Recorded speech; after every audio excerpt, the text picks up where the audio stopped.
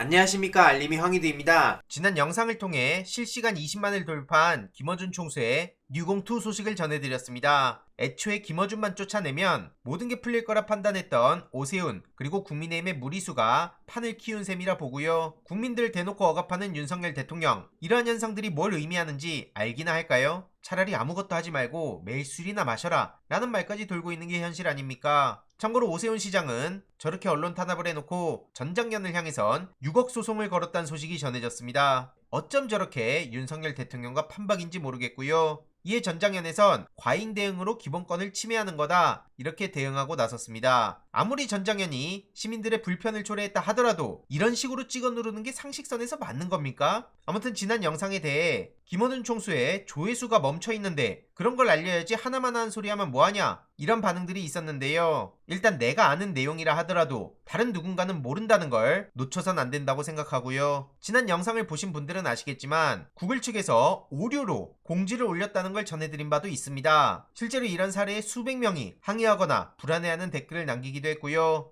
지난 영상을 보고 댓글 다신 거 맞냐고 여쭤봤더니 안 보고 댓글 달았다 라고 하셨습니다. 최소한 영상을 보시고 댓글을 남겨주시면 좋을 것 같은데요. 어쨌든 벙커1의 위치를 궁금해하시는 분들도 계셔서 설명드리자면 충정로역 9번 출구 바로 옆에 있습니다. 지금 한겨레에선 김어준을 지켜야 산다고 믿으신다면 이라는 보도를 했죠. 대략 내용은 김어준한테만 왜 관대하냐, 엄격한 잣대를 들이대야 된다, 이런 내용인데 지금 이 시점에 한겨레의 비판이 안 그래도 쏟아지고 있었는데 거기에 기름을 끼얹은 거라 보고요. 당장 최근 김만배 9억 돈거래 기자 해고되고 그 당사자가 조국 전 장관을 맹비난했던 거, 이런 걸 어떻게 봐야 됩니까? 이러니 많은 시민들의 분노는 더더욱 커져갈 수밖에 없는 거죠. 이후로 대표이사 편집국장이 즉각 사퇴를 했는데 그래도 이렇게 신속하게 대응하는 게 어딘가 싶을 정도로 다른 언론사에까지 로비 소식이 터지고 있어서 계속해서 관심을 가져야 된다고 봅니다. 다른 데서는 이렇게 사과도 안 하고 있죠. 한국기자협회에선 제대로 진상조사를 해야 된다고 목소리를 높이고 있는데 일시적인 건 아닐지 우리가 계속 감시해야 된다 보고요. 오늘 오전에 이런 단독 보도도 나왔죠. 쉽게 말해 김만배 씨가 머니투데이 법조팀장으로 재직하던 당시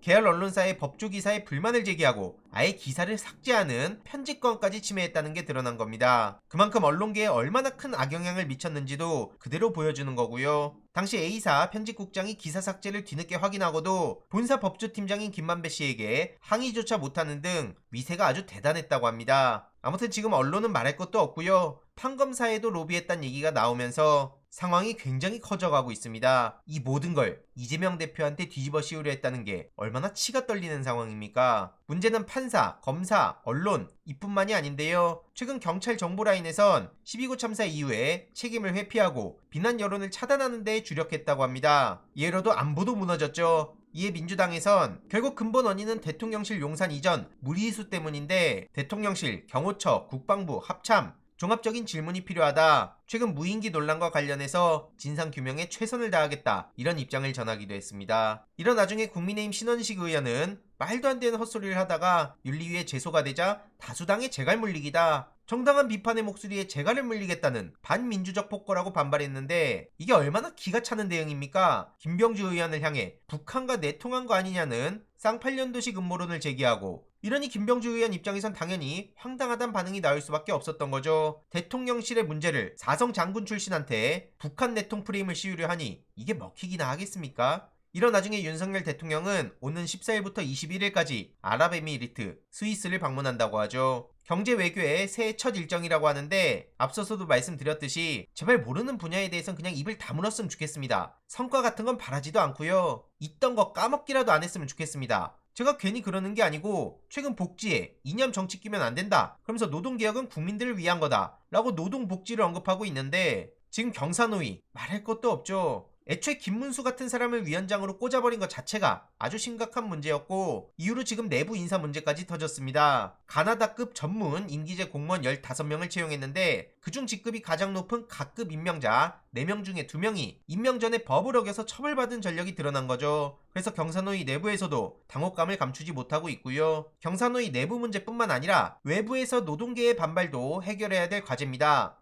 윤석열 대통령은 저렇게 아무 말이나 내뱉고 있고 김문수 위원장은 대화 자체가 안 되는 태극기 부대의 상징인데 뭘 개혁을 합니까? 게다가 복지 서비스는 차등화를 추진한다고 하는데 이게 제정신입니까? 돈을 더 많이 낸 사람한테 더 좋은 서비스를 하게 하는 차등화 방안을 추진한다는 건데 애초에 품질의 표준화도 안 이뤄진 마당에 가격에 따라 제공 서비스 질을 차등화시키는 방안은 당연히 비판의 목소리가 나올 수밖에 없습니다. 애초에 공적 책임을 확대해온 사회 서비스에 대한 역행이다. 이런 비판이 나오고 있고요. 오죽하면 김종인 전 위원장도 윤석열 대통령을 향해 일침을 날렸죠. 노동연금 교육 3대 개혁에 회의적인 반응을 보인 거고요. 노조라는 게 있었기 때문에 그나마 노동자들의 권익이 보호될 수 있었는데 무슨 노조를 이상한 단체처럼 생각하는 것도 잘못된 거다. 앞선 윤석열 대통령식 처방으론 양극화가 더 벌어지면 벌어졌지 그걸 어떻게 좁히겠습니까? 연금개혁 관련해서도 대부분 재정 안정에만 포커스를 맞추고 있는데 이것도 문제라는 거고요. 이런 전반적인 상황을 두고 민주당에선 민생경제 파탄으로 국민들은 피눈물 흘리고 있다. 방탄국회를 누가 만들고 있냐? 국민의힘도 책임을 피할 수 없다고 지적에 나섰습니다. 오는 13일 첫 금통위가 열려서 기준금리 0.25%포인트가 올라간다고 하죠. 3.5%까지 올라가는 데다 플러스 알파로 더 올라갈 수 있다고 하는데 대출금리 감당 어떻게 합니까? 그걸 메꾸기 위해서라면 정부가 취약계층, 약자들을 우선시해야 되는 거 아닙니까?